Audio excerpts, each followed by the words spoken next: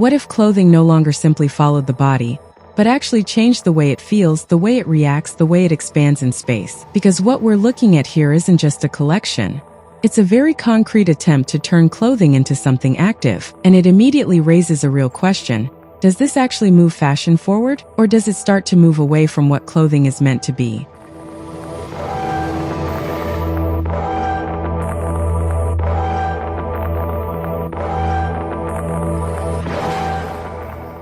Hello my dear fashion enthusiasts, we're heading to Paris, more precisely the basement of the Palais de Tokyo, for the Anrealage Spring Summer 2025 show by Kunihiko Morinaga. In this underground space with this dense, almost uncomfortable heat, the starting point of the show makes immediate sense. Very quickly, you realize that what Morinaga is proposing here isn't just visual, it's also a response to a real physical context.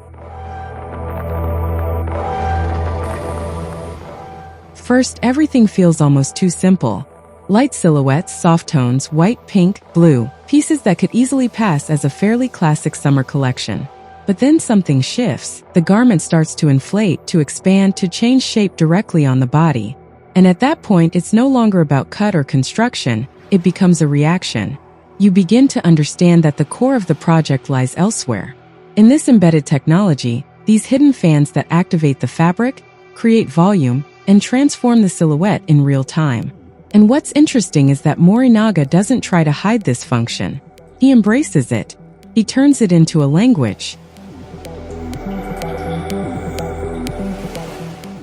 But this is also where the show becomes more complex, because this constant transformation starts to affect how readable the silhouettes are. As they inflate and shift, some looks become harder to fully grasp. Your eye doesn't always know where to settle. And that can be both a strength and a limitation. A strength because it creates something alive, unpredictable. You're not just watching clothing, you're observing behavior. But a limitation because the garment sometimes loses clarity. It becomes less precise, less controlled visually. This becomes even more noticeable as the volumes grow more extreme. At that point, the silhouettes move into something more organic, almost inspired by living forms. Insects, coral, flowers. Visually strong but also more abstract. And clearly, this is where we move away from clothing in the traditional sense.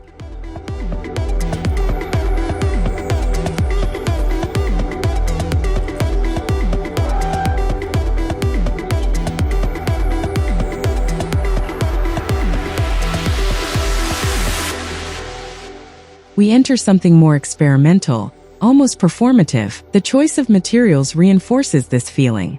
This ultralight nylon, similar to parachute fabric, creates a constant sense of air and movement. The garment never fully settles. It floats, it breathes, it escapes control. And this is where, personally, I feel a bit divided, because the idea is strong. Very strong. But the execution isn't always consistent. Some pieces find a really interesting balance between function and aesthetics. Others feel more like demonstrations of the technology itself. And in those moments, the garment almost becomes secondary. Which leads to a real question. Is the technology serving the clothing, or is the clothing becoming a support for the technology?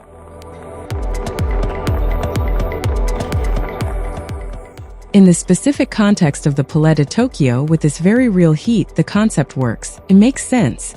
But outside of that context, does it still hold up? And that's where the show becomes truly interesting to analyze.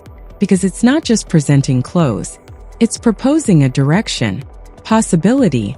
But like many experimental approaches, it doesn't feel fully resolved yet.